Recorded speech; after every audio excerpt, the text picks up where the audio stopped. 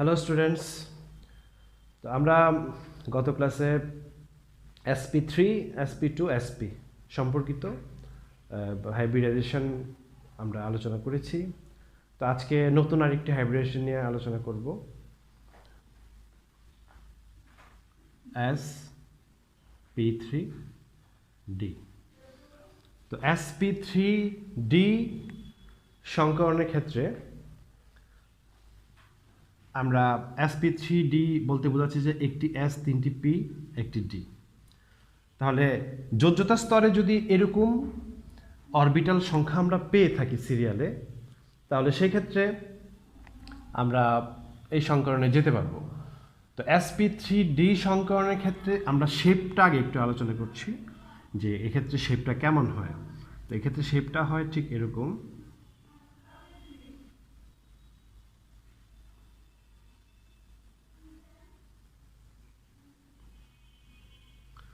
ত্রিভুজাকার দ্বিপিরামিডীয়, মানে শেপটা হবে ত্রিভুজাকার, দ্বীপে উপরে নিচে দুইটি থাকবে অরবিটাল। আমরা যদি চিন্তা করি এভাবে যে এখানে একটি অরবিটাল, একটি ত্রিভুজের তিনটি কৌণিক বিন্দু থাকবে। তো তিনটি কৌণিক বিন্দুতে তিনটি অরবিটাল থাকবে, আর লম্ব বরাবর উপরে নিচে দুটি থাকবে। তো এক্ষেত্রে স্যার বন্ধন কোণ দুই ধরনের হয়। একটা বন্ধন কোণ হয় যদি তুমি ত্রিভুজের কৌণিক বিন্দুগুলোতে যে অরবিটালগুলো আছে এইটার বন্ধন কোণ হয় 120 ডিগ্রি। তোমরা জানো তিনটা যদি 120 ডিগ্রি হয়, একটা, দুইটা, তিনটা, তাহলে টোটাল হচ্ছে 360 ডিগ্রি। আর উলম্ব বরাবর যেটা আছে, লম্ব বরাবর যেটা আছে, এটার সাথে বাকিদের যে বন্ধন কোণগুলো এগুলো হয় 90 ডিগ্রি করে। তাহলে আমাদের বন্ধন কোণ থাকছে দুই ধরনের, একটি হচ্ছে 120, আরেকটি হচ্ছে 90 ডিগ্রি। sp3d সংকরণে দুই ধরনের বন্ধন কোণ দেখতে পাচ্ছি আমরা। তো আমরা একটি এক্সাম্পলে চলে যাই।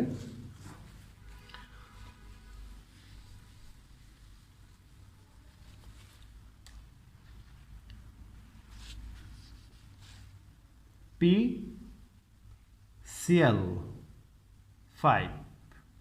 তো PCl5 অণুটির সংকরণ দেখব। তার জন্য আমার করতে হবে কি কেন্দ্রীয় পরমাণু। আমরা বলেছি যে সংকরণ হয় মূলত কেন্দ্রীয় পরমাণু। তাহলে এখানে কেন্দ্রীয় পরমাণু বলতে আমরা বোঝাচ্ছি P। তাহলে আমরা P এর ইলেকট্রন বিন্যাস করি 15, 1s2, 2s2, 2p6, 3s2, 3p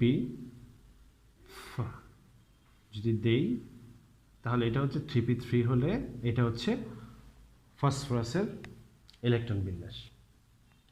কিন্তু আমরা জানতে হবে যেহেতু PCl5, তার মানে একটি ফসফরাস, আমরা যদি সমযোজী বন্ধন চিন্তা করি তাহলে এই যে একটি ফসফরাসের সাথে 5টি ক্লোরিন ইলেকট্রন শেয়ার করেছে,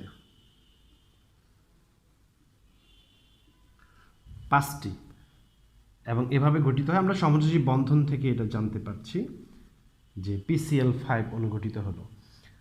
এখন যেহেতু 5টি ক্লোরিনের সাথে সে বন্ধন করেছে, তার মানে 5টি ইলেকট্রন শেয়ার করেছে, তাহলে 5টি বিজোড় ইলেকট্রন আমাকে দেখাতে হবে। তা আমরা এখানে 5টি বিজোড় ইলেকট্রন দেখাবো।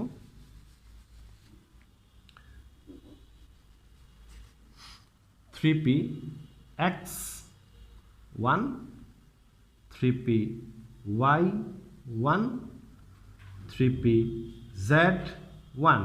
আর এখানে যে দেখতে পাচ্ছি আমরা s2, s থেকে একটি ইলেকট্রন যাবে 3d তে। এই হচ্ছে, আমি যদি 5টি বিজোড় ইলেকট্রন গঠন করতে চাই তাহলে স্যার আমার d পর্যন্ত নিতে হবে, d অরবিটাল সহ আমাকে নিতে হবে।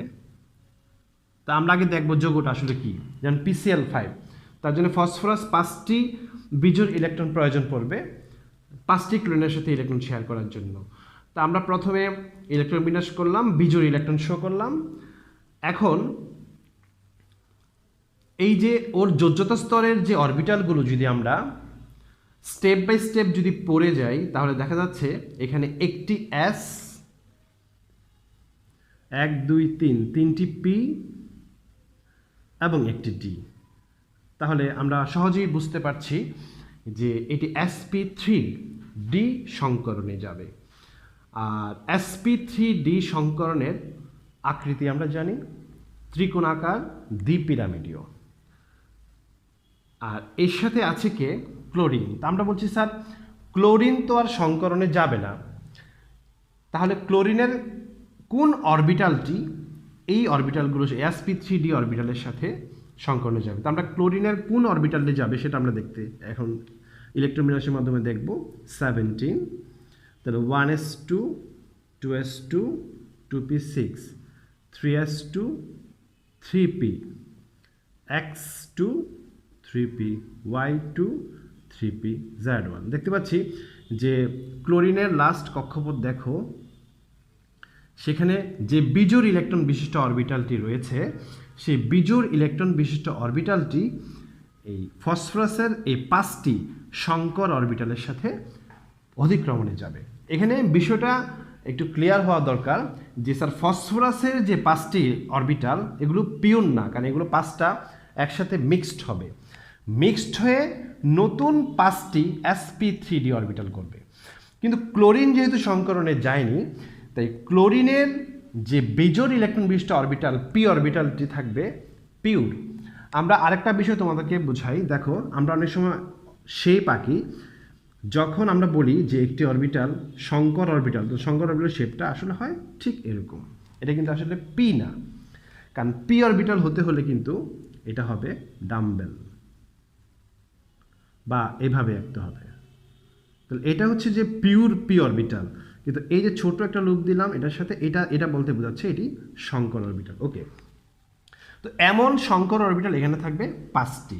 ওকে, আর ক্লোরিনের যে অরবিটালটি অধিক্রমণে যাবে সংকর অরবিটালের সাথে সেটি হচ্ছে পি অরবিটাল, এটা আমরা নোট করলাম। ওকে, তাহলে আমরা এখন এই ফসফরাসের যে এই 5টি অরবিটাল বলছি একসাথে মিক্সড হবে, মিক্সড হয়ে নতুন 5টি অরবিটাল করবে এবং সেই অরবিটালগুলোর নাম হবে sp3d।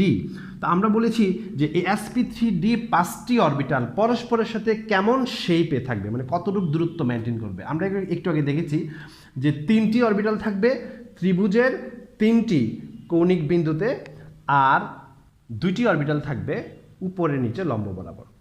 তাহলে আমরা ফসফরাসের অরবিটালগুলো আঁকি। এই হচ্ছে ফসফরাস, আর ওর 5টি সংকর অরবিটাল বলছি ত্রিভুজের 3টি কৌণিক বিন্দু। তো ধরে নেই যে এটি একটি ত্রিভুজের কৌণিক বিন্দু, এখানে একটি, 2টি, আর ধরে নিলাম এখানে একটি। এই 3টি হচ্ছে ত্রিভুজের 3টি কৌণিক বিন্দু, আর বলছি উপরে থাকবে একটি আর নিচে থাকবে একটি। এইটা হচ্ছে যেমন এখানে একটি অরবিটাল, এখানে একটি বেজোড় ইলেকট্রন আছে, এখানে একটি আছে, মানে 5টিতে 5টি বিজোড় ইলেকট্রন রয়েছে। তাহলে এই যে 5টির নামই হচ্ছে sp3d অরবিটাল। আর ফসফরাসের এই 5টি sp3d অরবিটালের সাথে 5টি ক্লোরিনের পি অরবিটাল। তো পি অরবিটাল শেপ হচ্ছে ডাম্বেল। তাহলে এখানে অধিক্রমণটা দেখাতে হবে ডাম্বেল অরবিটালের সাথে। এই হচ্ছে একটি ক্লোরিন, ক্লোরিনের ইলেকট্রনটি আমরা দেখেছি পিতে, এখানে আরেকটি দিলাম ডাম্বেল, আরেকটি ক্লোরিন, এখানে আরেকটি ক্লোরিন, এখানে আরেকটি ক্লোরিন এবং এখানে আরেকটি ক্লোরিন। তো এই হচ্ছে আমার PCl5 অণুর অরবিটাল চিত্র, মানে এইভাবে PCl5 অণুটি গঠিত হয়। তাহলে আমরা sp3d সংকরণে আমরা এখন যদি এটাকে এভাবে দেখাই তাহলে দাঁড়াচ্ছে এরকম আর কি। এই যে Cl উপরে একটি নিচে একটি, এই হচ্ছে আমার কি ত্রিভুজাকার দ্বিপিরামিডীয়। তাহলে sp3d সংকরণ আমরা দেখতে পেলাম PCl5 এর জন্য। এখন আমরা এই সংকরণটি দেখব অন্য একটি উদাহরণের মাধ্যমে। sf4 এখন আমরা SF4 অণুটির গঠন দেখব। Sulphur 16, 1s2, 2s2, 2p6, 3s2, 3p, 16 যেহেতু 3px, 3py, 3pz, তাহলে 1 2 3 4। এ হচ্ছে হুন্ডের নীতিতে ইলেকট্রন বিন্যাস করলাম, এবং হুন্ডের নীতিতে ইলেকট্রন বিন্যাস করে দেখতে পাচ্ছি যে সালফারে 2টি বিজোড় ইলেকট্রন রয়েছে। তো এই অবস্থায় যদি সে যৌগ গঠন করে তাহলে 2টি ফ্লোরিনের সাথে যৌগ গঠন করতে পারবে, মানে SF2 করতে পারবে। বাট আমার যেহেতু সালফার এখানে 4টি, তাহলে আমার 4টি বিজোড় ইলেকট্রন তৈরি করতে হবে। তো সেই জন্য আমরা বলছি সালফার কিন্তু এক্সাইটেড কন্ডিশনে ওর Px থেকে, ধরো P থেকে একটি ইলেকট্রন 3D-তে এখানে ট্রান্সফার করতে পারবে। তাহলে যদি এভাবে ট্রান্সফার হয়ে যায়, তাহলে এখন আমরা দেখতে পাচ্ছি যে 4টি 1 2 3 4টি বিজোড় ইলেকট্রন তৈরি হয়ে গেছে, এবং 4টি বিজোড় ইলেকট্রন তৈরি হওয়ার কারণে যে অরবিটাল টোটাল লাস্ট কক্ষপথে দাঁড়ালো তা হচ্ছে একটি S, 3টি P, একটি D। তার মানে SF4 অণুটিও আমরা দেখতে পাচ্ছি যে sp3d সংকরণে যাবে। আর এখানে যে ফ্লোরিন 4টি রয়েছে, এই ফ্লোরিন কিন্তু সংকরণে যাবে না, কারণ কেন্দ্রীয় পরমাণুর সংকরণ হবে, ফ্লোরিনের না। কিন্তু ফ্লোরিনের কোন অরবিটালটি এই সালফারের এই 4টি অরবিটালের সাথে অধিক্রমণে যাবে সেটা জানার জন্য আমি ফ্লোরিনের ইলেকট্রোবিন্যাসটি করতে চাচ্ছি। 1s2, 2s2, 2px, 2py, 2pz, 1 2 3 4 5। তো আমি দেখতে পাচ্ছি লাস্ট কক্ষপথ দেখো 2, লাস্ট কক্ষপথে এই যে বিজোড় ইলেকট্রনটি রয়েছে 2pz, মানে p অরবিটালে। সালফারের ত্রিকোণাকার দ্বিপিরামিড গঠনটি আঁকছি। এই যে সালফারের sp3d অরবিটাল, ত্রিভুজের 3টি কৌণিক বিন্দুতে 3টি, আর উপরে একটি, নিচে একটি। এখানে একটি বিষয় হচ্ছে স্যার, সালফারের যে 1 2 3 4 5টি sp3d অরবিটাল রয়েছে, তার মধ্যে তোমরা দেখতে পাচ্ছ যে শুধু 3s এর ইলেকট্রন জোড় অবস্থায় আছে, আর বাকি 4টি হচ্ছে বিজোড়। আর আমরা বলেছি শেয়ার হবে, সাধারণত বিজোড়গুলো কিন্তু শুধু শেয়ার হবে, কিন্তু জোড়টা কিন্তু শেয়ারে যাবে না। তাহলে এই হচ্ছে ধরলাম জোড় ইলেকট্রন বিশিষ্ট অরবিটালটি। আর অধিক্রমণে যাবে যে 4টি বিজোড় ইলেকট্রনে, যে 1টি 2টি 3টি 4টি। এখন এই 4টি অরবিটালের সাথে 4টি ফ্লোরিনের p অরবিটাল মুখোমুখি অধিক্রমণে 4টি সিগমা বন্ধন গঠন করল, হয়ে গেল আমার SF4 অণু। তাহলে SF4 অণুর গঠন আমরা দেখতে পেলাম যে এখানে এমন একটি অরবিটাল আছে যে সংকর অরবিটাল, কিন্তু এটি বন্ধনে যায়নি, কারণ এখানে এক জোড় ইলেকট্রন। আমরা বন্ধনে যেতে হলে কিন্তু বিজোড় ইলেকট্রন প্রয়োজন হয়। ওকে, তাহলে এই যে অধিক্রমণটা হলো, এটা হচ্ছে কি সালফারের sp3d অরবিটাল বনাম ফ্লোরিনের p অরবিটাল, এটা হচ্ছে অধিক্রমণ। তাহলে 4টি ফ্লোরিনের 1 2 3 4 4টি ফ্লোরিনের p অরবিটাল সালফারের 4টি 1 2 3 4 4টি sp3 অরবিটালের সাথে মুখোমুখি অধিক্রমণে SF4 অণুটি গঠন করলো। তো এই ছিল আমাদের SF4 অণুর গঠন, অরবিটাল চিত্র। আমরা এর পরবর্তী সংকরণে যাচ্ছি, সেটি হচ্ছে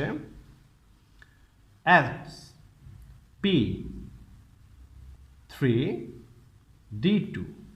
তাহলে sp3d2 সংকরণে আমরা বলেছি যে দেখো sp3d2 সংকরণ হলে এখানে একটি s 3টি p 2টা d, এভাবে 6টি অরবিটাল মিক্সড হবে, মিক্সড হয়ে নতুন 6টি অরবিটাল তৈরি করবে। তাহলে এই প্রক্রিয়াটাকে বলা হয় sp3d2 সংকরণ। এখন এই sp3d2 সংকরণে সংকর অরবিটালগুলো আকৃতি কেমন হবে স্যার? বলছি এটা আকৃতি হবে চতুস্তলকীয়।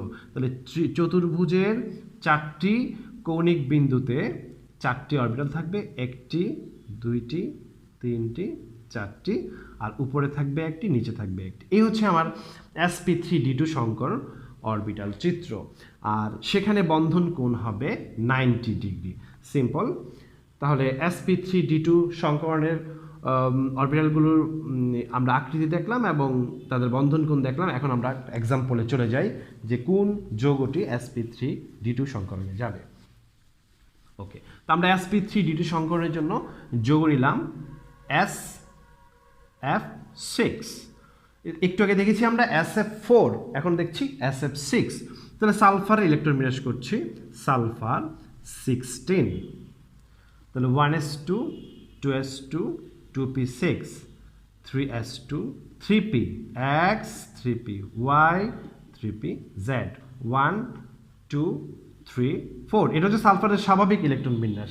এখন যদি আমরা এই যেহেতু 6টি ফ্লোরিন, তাহলে তোমরা জানো যে 6টি ফ্লোরিন হওয়ার কারণে 6টি অরবিটাল আমার লাগবে। তাহলে আমি একটি ইলেকট্রন দিলাম 3d xy তে। এখন হয়েছে 4টি, আমার কিন্তু আরেকটি লাগবে বিজোড়। 6টি যেহেতু লাগবে তাহলে S থেকে আরেকটি ইলেকট্রন যাওয়ার সুযোগ রয়েছে। যেহেতু আমার ডি অরবিটাল রয়েছে 5টি, আমি 2টি ইউজ করতেই পারি। তো 3d yz এই। এখন আমার ইলেকট্রন বিন্যাস মানে যোজ্যতা স্তরের সালফারের যোজ্যতা স্তরে ইলেকট্রন বিন্যাসটি দেখলে আমরা দেখতে পাচ্ছি যে 6টি বিজোড় ইলেকট্রন তৈরি হয়ে গেছে। এবং অরবিটালগুলো যদি আমি সিরিয়ালি পড়ে যাই তাহলে কি হচ্ছে S p 3টি আর d 2টি, sp3d2। তাহলে SF6 অণুর সংকরণ আমরা এখন দেখব যে প্রত্যেকটি সংকর অরবিটালের নাম হবে sp3d2। যেহেতু আমরা বলেছি যে sp3d2 সংকরণের আকৃতি হচ্ছে অষ্টতলকীয়, তাহলে আমরা সালফারের অষ্টতলকীয় গঠন আঁকব। তো সালফার অষ্টতলের গঠন আঁকতে গেলে আমরা প্রথম সালফার লিখলাম। বলেছি যে চতুর্ভুজের 4টি কৌণিক বিন্দু আগে একটা আন্দাজ করে দাও যে ধরো এটা একটি কৌণিক বিন্দু, একটি, এখানে একটি ধরো কৌণিক বিন্দু, 2টি, ধরো এই জায়গায় একটি কৌণিক বিন্দু, 3টি, আর এই জায়গায় একটি কৌণিক বিন্দু, 4টি। তো এই হচ্ছে সালফারের 4টি কৌণিক বিন্দুতে 4টি অরবিটাল অবস্থান করলো, আর উপরে একটি, নিচে একটি। তাহলে শেপটা হচ্ছে অষ্টতলকীয় শেপ। এই হচ্ছে আমার অষ্টতলকীয় শেপ। এখন এই সবগুলোতে কিন্তু বিজোড় ইলেকট্রন, একটিও জোড় ইলেকট্রন নেই, সবগুলো বিজোড়। তাহলে 4টি ফ্লোরিন আসবে। তো 4টি ফ্লোরিন এসে 6টি ফ্লোরিন আসবে। 6টি ফ্লোরিন এসে সালফারের 6টি 1 2 3 4 5 6টি sp3d2, প্রত্যেকটি নামও কিন্তু sp3d2। তাহলে সালফারের 6টি sp3d2 অরবিটালের সাথে 6টি ফ্লোরিনের p অরবিটাল, এই যে p অরবিটাল মুখোমুখি অতিক্রমণ করবে।